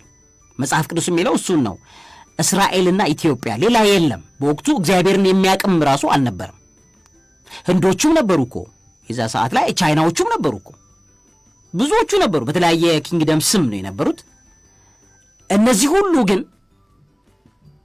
የእግዚአብሔርን በትር ተጠቅመው አልነበረም የሚገዙት የነበረው። እርኩሳኖቹ ጋር ከሚደረግ ስምምነትና ዲል ግብፅም ነበረች፣ ሶሪያዎቹም ነበሩ፣ ምኖቹም ነበሩ። በጣም በብዙ መልኩ ባቢሎን ተብሎ ይታወቃል። ድሮ የነበሩት ነበሩ። ሊቢያ ተብሎ ሊቢያም ነበረች ይታወቃል። በሰሜን አፍሪካ ላይ የነበረ ኪንግደም ነው። ግን አብዛኛዎቹ እግዚአብሔራዊ አስተዳደር አልነበረም የነበራቸው። ማለትም በእግዚአብሔር ቃል መሪዎች የሚቀቡበት አይደለም። ስለዚህ ሁለተኛው መንግስት የጨለማው ዓለም መንግስት ዶሚኔት ያደርግ ነበረ ምድሩ ላይ ማለት ነው። የዛ ሰዓት በየሀገራቱ በተከፋፈሉት ቦታዎች ላይ በኪንግደም ነው ስርወ መንግስት ነው እንጂ በብሔረሰብ ምናምን አልነበረም። ብሔረሰብ የሚባል አይታወቅም። የታወቀው ብሔረሰብ ልክ ከሚድል ኤጅ በኋላ ነው። ከሚድል ኤጅ በኋላ ዓለም ላይ በጣም ብላክ ዴይዝ የሚባለው በጣም አደገኛ ሞት አውሮፓ ውስጥ ከተከሰተ በኋላ እና ብዙ ሰዎችን ከጨረሰ በኋላ አውሮፓዎቹ መከፋፈል ጀመሩ። ከዛ ሞት በኋላ አውሮፓዎቹ መከፋፈል ጀመሩ። በጣም ብዙ የፖለቲካ አይዲዮሎጂዎች፣ አስተሳሰቦች መነሳት ጀመሩ። ከዛ ሰዎች አንተ ፈረንሳዊ ነህ፣ እኔ ጀርመናዊ ነኝ፣ እኔ ጣሊያን፣ በቋንቋ በምናምን መከፋፈል የጀመሩትን ደግሞ የቅኝ ግዛት ዘመን ማስፋፋት ሲጀምሩ ያንኑ ከፋፍሎ የመግዛት ርዕዮተ ዓለም በቅኝ ግዛት ዘመኖቻቸው ላይ ይሄ የአፍሪካ ክፍል የኔ ነው፣ ያኛው ያንተ ነው እንዲህ የተባሉ በቅኝ ግዛት ገዙ። ፕሮቴክትድ ከሆኑ በእግዚአብሔር ጥበቃ ውስጥ አሁንም ያለፈች ብቸኛዋ ሀገር ኢትዮጵያ መሆኗን መናቀው በዛ ነው። ብቸኛዋ ሀገር ማለት ነው። እስራኤልም በቅኝ ግዛት ተገዝታለች ተደጋግማ። ያውም የመጣ ኃያል ሁሉ እስራኤልን ይገዛታል። አንድም ያልተገዛችበት ጊዜ የለም። ለምን ሲባል ይሾልካሉ። ከእግዚአብሔር መንገድ ሲወጡ እግዚአብሔር ምን አላችሁ? ከእኔ ጋር ባላችሁ ኮቨናንት፣ ከእኔ ጋር ከአባቶቻችሁ ከነ አብርሃም ከነ ያዕቆብ ጋር ያለኝ ቃል ኪዳን ነው እናንተን እንደ ሀገር የሚያጸናችሁ። ስለዚህ እሱን ቃል ኪዳን ስታዛንፉብኝ እይታዬን አይኔን ከናንተ ሳነሳ የሚመጣ ገዢ ሁሉ እየቀጠቀጠ ይገዛቸዋል። ልክ እግዚአብሔር አይኑን ከነሱ ሲያነሳ የመጣ ወራሪ ሁሉ ምን ያደርጋቸዋል? እየቀጠቀጠ ይገዛቸው ነበር። እናንተ የእስራኤል ልጆች ለእኔ እንደ ኢትዮጵያ ልጆች አይደላችሁም ወይ ብሎ የተናገራቸው ኢትዮጵያውያን ደግሞ በሺህ ዘመናት ውስጥ ከባርነት ውጪ ከቅኝ ገዢዎች ውጪ ወራሪዎች መጥተዋል። ልክ ነው፣ የወረሩ አካላት ነበሩ። ግን ከቅኝ ገዢዎች ውጪ እንዴት ፍሪ ላንድ ሆና ዩቶፒያ የሚል ቃል አለ። በፍሪላንድ የሚባል ማለት ነው። ማለት የሰዎች የማንኛውም አካል መጥቶ ተጽዕኖ ያልተፈጠረበት የሚባል ዩቶፒያ የሚለው ቃል ይላሉ። አሁን ኢትዮጵያ ከሚለው ነው የተወሰደው የሚሉ አስተሳሰብ ያላቸው ሰዎች አሉ። ለምን ዩቶፒያ ፍሪላንድ የሆነ ማለት ነው። አሁን በሚባለው ነገር ላይ የራሱን የሆነ በቃ ማንነት፣ የራሱን የሆነ ባህል፣ የራሱን የሆነ ቋንቋ፣ የራሱን የሆነ ከልቸር ትራዲሽን ኖሮት ፍሪ የሆነ የሌሎቹ ተጽዕኖ ሳይኖርበት የቆየ ፍሪላንድ የት አለ ተብሎ የሚባል አይነት ማለት ነውና ለምንድን ነው ኢትዮጵያ በዚህ ደረጃ ላይ ኖራ አሁን ላይ እንደዚህ ልብሱ እንደተቦጫጨቀበት ሰክሮ ጠውልጎ ሜዳ ላይ እንደወደቀ ሊነሳ ሲል መልሶ እንደሚደፋ ሰካራም ለምንድን ነው ኢትዮጵያ እየሆነች ያለችው የሚለውን ማሰላሰል ያስፈልጋል። የስቺ ሀገር ከጦርነት ፍሪ የሆነችበት ከወራሪዎች ፍሪ የሆነችበት ጊዜ ኖሮ አያውቅም። ግን የደከመች ትመስልና እንደገና የቀጠለች ሀገር ናት። ሀገርን በተመለከተ ያለን አስተሳሰብ በትክክል መጽናት አለበት። ሀገርን ያስተዳድሩ ሀያላን የተባሉ የኢትዮጵያ መሪዎች ሁሉ አሁን የሉ። ዛሬም ያሉ ባለስልጣናት ነገ አይኖሩም። የታወቀ ነው። በዙፋኑ ላይ የሚኖረው እግዚአብሔር ብቻ ነው። ይቺ ሀገር ግን በእግዚአብሔር ቃል በአባቶቻችን ጸሎት ለሺህ ዘመናት ተጠብቃ ከኖረች ዛሬም ተቃዋሚውም ደጋፊውም ፖለቲከኞች በህይወት ባይኖሩ እንኳን ኢትዮጵያ ትቀጥላለች። ያን የምናደርገው ግን በመንፈሳዊ ሲክሬት እውቀት ውስጥ መሆን ስላለበት በዛ ዙሪያ ላይ ነው እያወራን ያለ ነው። ውድ ቤተሰቦቻችን ፕሮግራማችን ሳድስ ላይ ነው ያለው። አብራችሁን ሁኑ። እውቀት ታላቁ እግዚአብሔርን ታከብራለች። የጌታችን የመድኃኒታችን የኢየሱስ ክርስቶስ የልደት በዓልን ምክንያት በማድረግ ታላቅ መንፈሳዊ ጉዞ ወደ ቅድስት ሀገር ኢየሩሳሌም ጌታችን ከተወለደበት ቤተልሔም እስከ ስቅለቱ ስፍራ ቀራንዮ ከጎልጎታ አሳላሚ ጋር በመሆን ከጃንዋሪ 3 እስከ ጃንዋሪ 11 በቅድስት ሀገር ኢየሩሳሌም የበረከት ጉዞ ተዘጋጅቶላችኋል። በመላው ዓለም የምትኖሩ ውድ ኢትዮጵያውያን የዚህ በረከት ተካፋይ ትሆኑ ዘንድ ጥሪያችንን እናቀርባለን። ጎልጎታ አስጎብኚ ድርጅት። ተመልሰን ተገናኝተናል። ክብራትና ክብራን ሣድስ ቤተሰቦቻችን አሁንም ፕሮግራማችን ይቀጥላል። ስለዚህ ስለ ሀገር መጸለይ፣ ስለ ትውልድ እንግዲህ ስለ ሀገር መጸለይ ያለበት ኔሽን የሚለውን ጽንሰ ሐሳብ ከገባን በኋላ ስለሆነ ነው ኔሽን የሚለው ነገር። ስለዚህ ስለ ሀገር መጸለይ፣ ስለ ትውልድ መጸለይ የአንድ እምነት ተቋም ትክክለኛ ተግባር መሆኑን የምናውቀው በብዙ መልኩ አባቶቻችን ሲፈጽሙት የኖሩት ስለሆነ ነው። በስርዓተ ቅዳሴ መግቢያ ላይ ራሱ ስለ ሀገር ይጸለያል። ባይዞ ስለ ተራራው ይጸለያል፣ ስለ ውሆች ስለ ወንዞች ይጸለያል፣ ስለ ምን ይጸለያል ቅዳሴ ላይ። ይሄ ቅዱስ እግዚአብሔር ቃል የሚደግፈውና ትክክለኛ ተግባር ነው። አንድ ሰው ጸሎት ላይ ሲንበረከክ በተንበረከከበት ሰዓት የሚግድ የሚለው አካል ሊኖረው ይገባል ማለት ነው። የጸሎት አንዱ ባህሪ ምንድን ነው? ሰውየው እኮ ለመጸለይ የመንበርከክ ጉልበት ያገኘው በነገሮች ላይ መጸለይ በጣም ከባድ ከሚባሉ ተግባሮች መካከል ጸሎት ነው። ለምን? እርኩሳን መናፍስቶች በፍጹም የማይፈልጉት ነገር ቢኖር አንቺ እንዳትጸልይ ነው። በፍጹም አይፈልጉም። ለምን? ሰይፍ፣ የሰው ልጅ ሰይፍ አንገቱን መቁረጫው ሰይፉን የእርኩሳኖቹን የሚይዘው በጸሎት ውስጥ ነው። ስለዚህ አይፈልጉም፣ በፍጹም አይፈልጉም። አንድ አማኝ ጸሎት እንዲንበረከክ አይፈልጉም። ያን ካረገ እንደሚሸነፍ ያውቃሉ ርኩሳን መናፍስቶች። ያንን የሚጸልዩ ሰዎች በአንደበታቸው ላይ የተሳለ ሰይፍ ነው ያለው። ያም ሰይፍ የእግዚአብሔር ቃል ኃይል ነው። የእግዚአብሔር የቃሉ ኃይል ደግሞ የሚተክለውን ይተክላል፣ የሚነቅለውን ይነቅላል። አደገኛ ነው የቃሉ ኃይል ማለት። ርኩሳኖቹ አየርሽ ላይ ጠዋት ስትነሺ፣ ማታ ሌሊት፣ ቀን ላይ አየራቸው ላይ እንድትለቂባቸው አይፈልጉም የእግዚአብሔርን ቃል። ስለዚህ ጸጥ በይ እንዳትጸልይ ይተኙብሻል። ምናልባት ለአንቺ ተግቶ የሚጸልይ ሰው ሊኖር ይችላል። አንቺ እንዳትጸልይ ይተኛል። ወይም ደግሞ የሆኑ ሰዎችን እና የሆነ ሰው ስለ አንቺ እንዳይጸልይ ሊያዘናጋ ይችላል። ከዛ በዛ ቀዳዳ ነው የሚያገኝሽ። ከጸለየ ግን አንድ ሰው ቀኑን ሙሉ አየሩን ጠርጎት ነው የሚጀምረው። ስለዚህ ርኩሳኖቹ አይችሉም፣ አይቋቋሙትም። ሰውየውን ያቀዱለት እቅድ ነበረ ቀኑን ሙሉ ሊሰሩበት የፈለጉት ማለት ያ እቅዳቸው የሚሰነካከለው ሰዎች ሲጸልዩ ነው። ስለዚህ የሚጸልይ ሰው ደግሞ ለራሱ፣ ለቤተሰቡ፣ ለሀገሩ። አንዳንድ ሰው በጣም የሚገርመኝ ነገር እየጸለየ እኔ መልስ የለኝም፣ የፈለኩት መኪና ነበረ፣ የፈለኩት ጫማ ልብስ ነበረ፣ እሱ አልመጣም። ተው አታውቅም እንጂ በመጸለይ ምክንያት ነው በህይወት ያለው። ስለ ጫማ ታስባለህ እንዴ? ስለሚበላ አንዳንድ ሰው እኮ በጣም እኮ ስለምትጸልዩትን የምትጠይቁትን አታውቁም ይላል እግዚአብሔር። በጣም የሚገርመኝ ሰው ከሞት ተርፎ ሰውዬው እኮ በህይወት የለም። ከሲኦልም ከምድር ሞት ህይወትም እንዳይቀጥል በሲኦል እንዲኖር ሰው ዲዛይን ይደረገለት ሰውዬ በህይወት ቀጥሎ እግዚአብሔር እኔ እየጸለይኩኝ ምንም መልስ አይሰጠኝም። መልስ ተሰጥቷል፣ አታውቅም እንጂ ከሞት ነው የተረፍከው። በመጸለይ ነው በህይወት እስከ ዛሬ ድረስ ያለው። ሌላው ትርፍ ነው። ጫማው ትርፍ ነው፣ መኪናው ትርፍ ነው፣ ቤቱ ትርፍ ነው፣ የትምህርት ቤት ክፍያ፣ ሌላው በጠቅላላ ትርፍ ነው። አስቀድማችሁ ጽድቁን ሁሉ ፈልጉ ሌላው ይጨመራል ነው የሚለው ቅዱስ የእግዚአብሔር ቃል ማለት ነው። እያደገ ሲመጣ ደግሞ የጸሎት ጉልበት እያደገ ሲመጣ ያ ሰውዬ የሚፈልገውን ነገር በአንደበቱ ልምምድ ልክ ስፖርተኛ ጠዋት እየተነሳ እየተለማመደ ውጤት እንደሚያመጣው ይህን ሰው እየተለማመደ ጸሎት እየተለማመደ ሲመጣ ስለ ልብስም ስለ ጫማም በአንድ ጊዜ የሚሟላለት ጊዜ ይመጣል። ልምድ ነው እሱ። ስለዚህ አንድ ሰው ለጸሎት የሚንበረከክ ከሆነ ስለ ሀገር መጸለይ መቻል አለበት። ሀገርን ማንኛውም ፖለቲከኛ መሪ ሊመጣ ሊሄድ ይችላል። ሀገር ግን በእግዚአብሔር ዓይን ውስጥ ያለች ናት። ህዝብ ግን ይቀጥላል። ምክንያቱም እግዚአብሔር የዓለምን ህዝብ በቃ እስከሚልበት ጊዜ ግን ህዝብ ይቀጥላል። የእግዚአብሔር ዓላማ በህዝቡ ስላለ፣ ስለዚህ እግዚአብሔር ዓላማ ማስፈጸሚያዎቹ መሪዎች ሊሆኑ ይችላሉ። ቅጣትም ካለ መሪዎች ሊቀጡ ይችላሉ። ሽልማትም ካለ እግዚአብሔር ለህዝቡ በመሪዎች አልፎ ሊሸልም ይችላል። መሪዎች ኢንስትሩመንት ናቸው። ነገር ግን ምንድን ነው የእግዚአብሔር ሐሳብ ግን ይፈጸማል። አለመፈጸም አይችልም የእግዚአብሔር ሐሳብ። ስለዚህ ሀገርን ህዝብን የሚያስቀጥለው እግዚአብሔር ነው። ከሆነ ቅዱስ መጽሐፍ ስለ ኔሽን እንድንጸልይ ይነግረናል። ይህችን ሀገር ላይ ኢትዮጵያ ላይ የተጋረጡ ጋሬጣዎች አሉ እያልን ነው።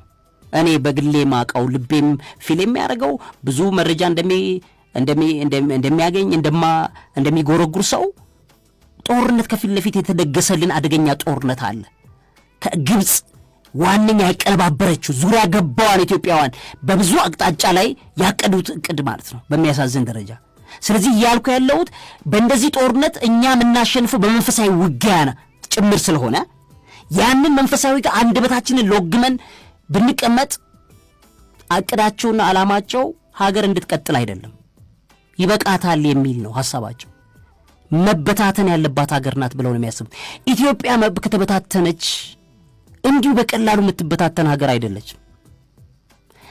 ከ40 እና 50 ዓመታት በላይ ጦርነት አይቆምም እዚህ ስፍራ ላይ በቃ አይቆምም። ይሄው እግዚአብሔር ምስክሬ የሚቆም አይደለም። በፍጹም ሰላም በቀላሉ መምጣት አይችልም።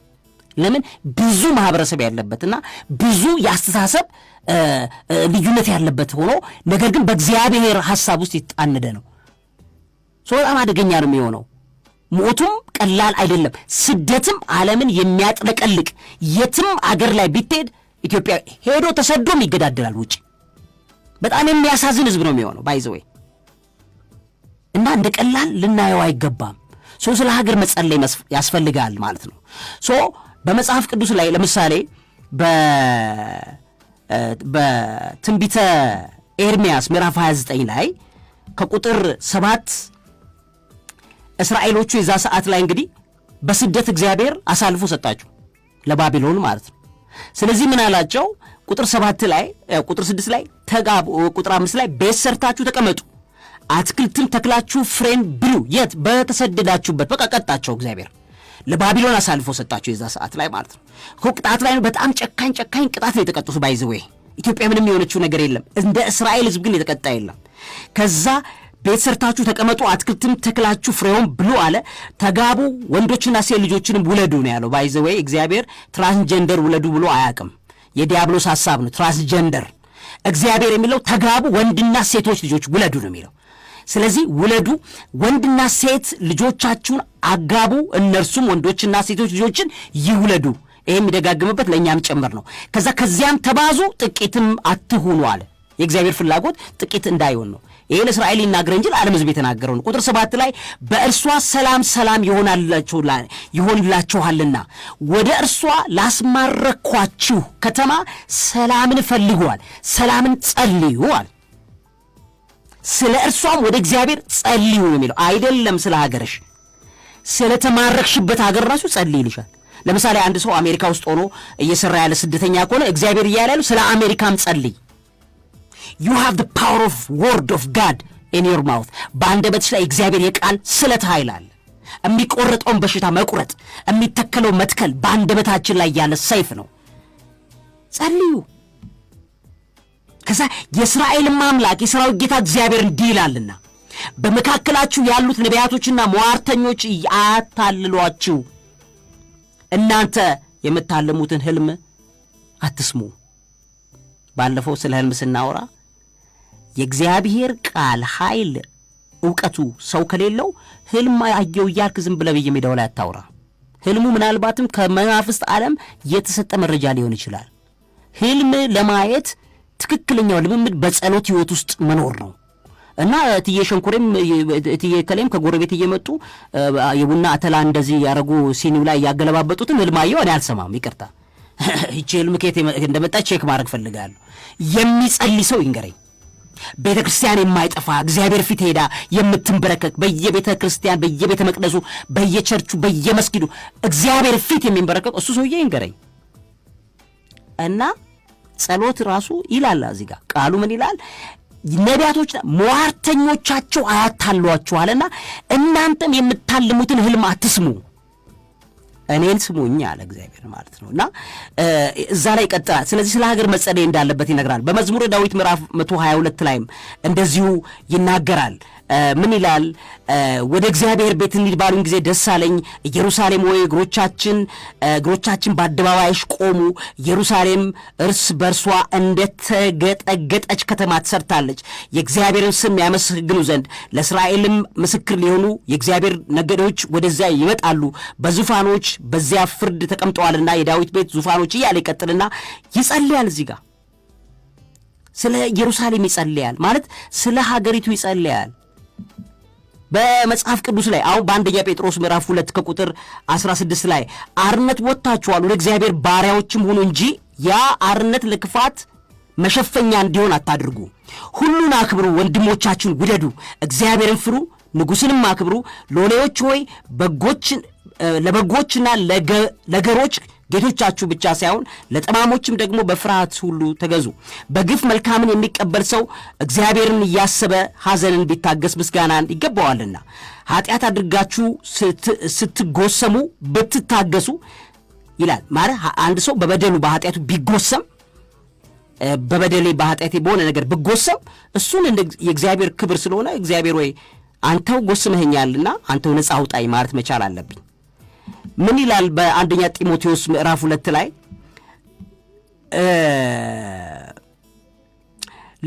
ቁጥር 2 ላይ ልመናና ጸሎት፣ ምልጃ፣ ምስጋና ስለ ሰዎች ሁሉ ነው የሚለው። ኢቭን ያው ስለ መኳንንት ሁሉ ይላል። አሁን ሀብት ኖሯቸው መኳንንቶች አሉ አይደለም በየቦታው ላይ። ሰውየው በሀብቱ ምክንያት ትውልድ እንዳይበላ ያንን ባለጸጋ ሰውዬ ልጸልይለት ይገባል ማለት ነው። ምክንያቱም በጣም ብዙ መኳንንቶች ህዝብን ይበድላሉ። ገባሻል? ላንድ ሎርዶች፣ የመሬት ገዢዎች፣ የሆነ ሀብታሞች ምኖች ህዝብ ይበድላሉ እኮ። ስለዚህ ልጸልይለት እኮ እግዚአብሔር ሆይ አንተ አእምሮን ተቆጣጠረው፣ ህዝብ እንዳይበድል። ይሄ ሰው የያዘው ሀብት በጣም ብዙ ነው። በዛም ቦቅቅላ ህፃናት ላይ አጓጉል አስተሳሰብ እንዳይጨምር። በጣም ተጽዕኖ ፈጣሪ የሆኑ ሰዎች ቢኖሩ ኢትዮጵያ ላይ እነዛ ተጽዕኖ የፈጠሩ ሰዎች በሐሳባቸው ትውልድን እንዳያበላሹ ስለ ሰውየው መጸለይ ያለብሽ። ለምን ሰውየው አይደለም ታርጌቱ።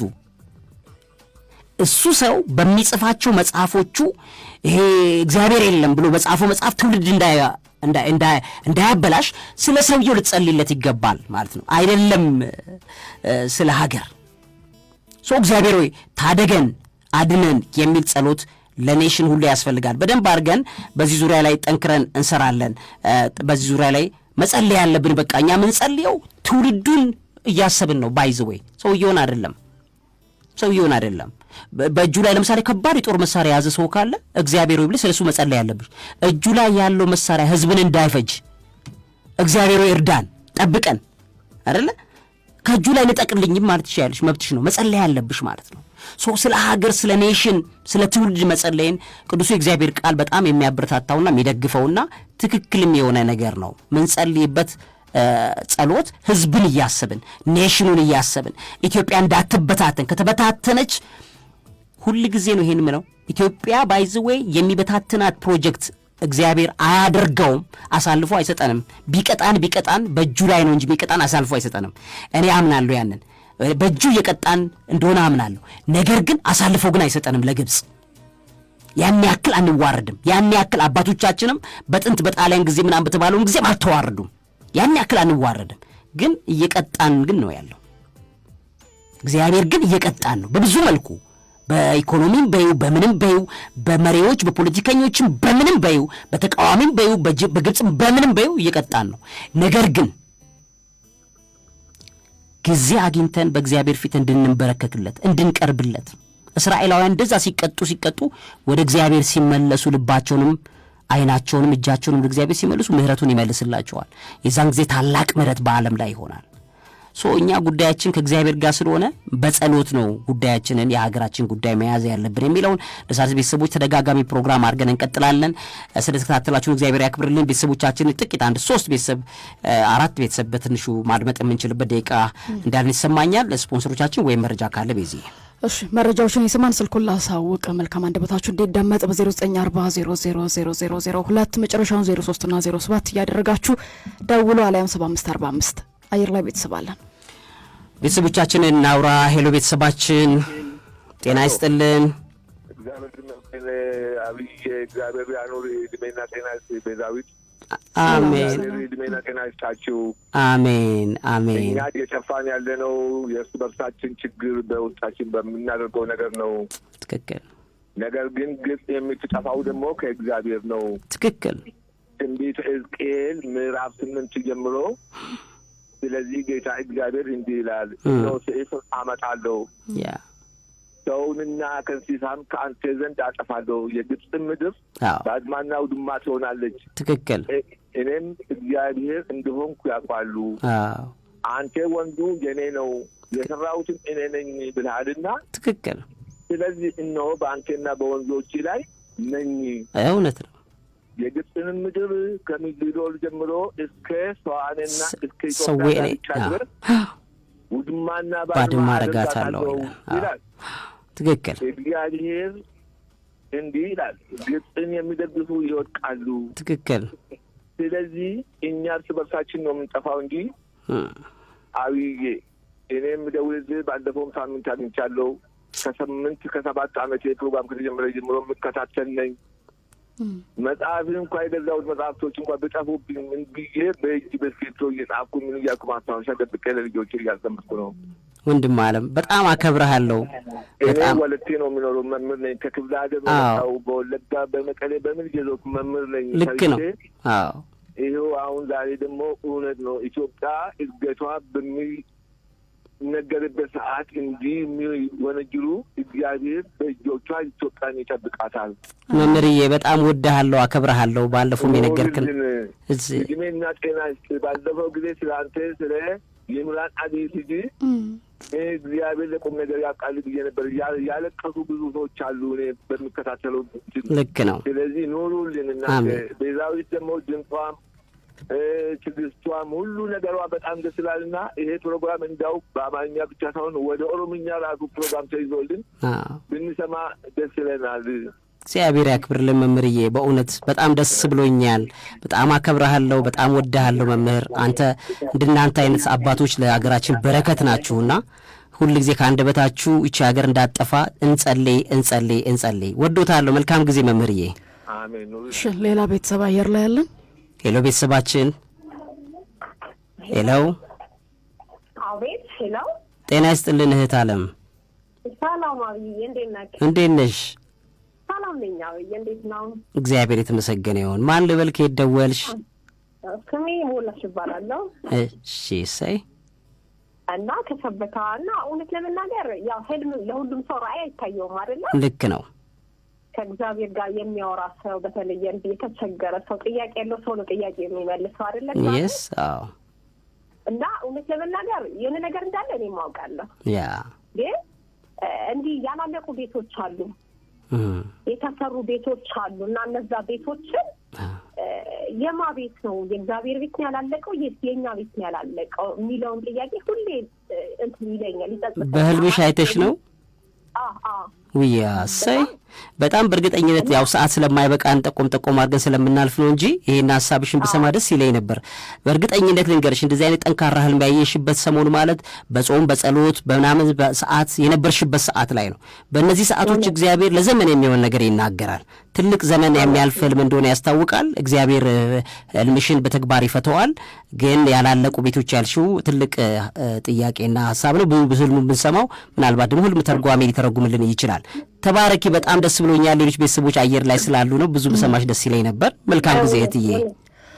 የመጨረሻ አንድ ቤተሰብ ብቻ። እሺ አንድ ሌላ ቤተሰብ። ሄሎ ቤተሰባችን። ሄሎ ጤና ይስጥልኝ እህትዬ። ከኋላ ሬዲዮ አለ፣ እሷን ዘጋ አድርጊልን። ቶሎ ብለሽ አየር ላይ ተመለሽልን። እሺ እንደምን አለ? ደህና ነህ? ጉንፋን ይዞኝ ነው። ይቅርታ። ምንም ችግር የለም እህትዬ። ሰላም ነው? እግዚአብሔር ይመስገን እህት አለም። እሺ ቤተሰቦች ይባረኩ፣ ዘመኑ ይባረክ። የኔ ልጅ አሜን። ጊዜ እግዚአብሔርን ቃል ታሰማናለህ። ቃለ ሕይወትን ያሰማህ መድኃኒዓለም ክርስቶስ። አሜን እናቴ። በአንተ ጸሎት ሁሉም ያልፋል አውቃለሁኝ። እናንተ እንዳልከው ሁላችንም ታለቀስን፣ የራሔልንም ባያላስቀረ አምላክ አያስቀርብንም። አሜን። ሰማናል። እሺ እዚያ አልፍጅብ። ተባረክ። አመሰግናለሁ። በዛይቱም ደህና ሁኑ ልጆች። እናትዬ በጣም ደስ የምትይ እናት ነሽና ቃልሽ ላይ አንደበትሽ ላይ በጣም ንጹህ የእግዚአብሔር ሐሳብ ውስጡ ፍሎ የሚያደርግ የሚሰማኝ አይነት ነው ሰው ነሽና እኔው ለማንተን ሰማይ ያለቀስኩ ነው የምሰማ። ምክንያቱም ሁልጊዜ ስለ እግዚአብሔር እንጂ ስለ ዓለም ኑሮን ስለማትል ያንተ እናት የተባረከች እናት ናት። እግዚአብሔር ይባርክ። ተባረከባት። አሜን አሜን ሰላሙንልኝ። አሜን እናትዬ። እሺ እንወድሻለን እናታችን። በእናታችን እሺ እግዚአብሔር ያክብርልን። በጣም በእናታችን መልካም አንደበት እንሰነባበታለን። በያላችሁበት መልካም ነገር ለሀገር እንጸልይ። ተሰነባብተናል። እውቀት ታላቁ እግዚአብሔርን ታከብራለች። የምስራች አለን ከቴምር ሪል ስቴት 35% እውነተኛ ቅናሽ አፓርትመንቶቻችን ለመኖሪያ ምቹ በሆነው በአያት እንሆ ብለናል። ባለ 2 መኝታ 87 ካሬ በ7 ሚሊዮን 600 ሺህ ብር የነበረው አሁን ላይ በ5 ሚሊዮን 300 ሺህ ብር ብቻ። በባለ 3 መኝታ በ139 ካሬ 15 ሚሊዮን 290 ሺህ ብር የነበረው አሁን ላይ በ9 ሚሊዮን 938 ሺህ ብር ብቻ። ልብ ይበሉ፣ ቅናሹ የሚቆየው ለጥቂት ጊዜ ብቻ ነው። በተጨማሪም በፒያሳና በጋርመንት ላይ የመኖሪያ ቤትና የንግድ ሱቆችን በመሸጥ ላይ እንገኛለን። ለበለጠ መረጃ በ0973 96 94 69 ላይ ይደውሉ። ቴምር ሪል ስቴት።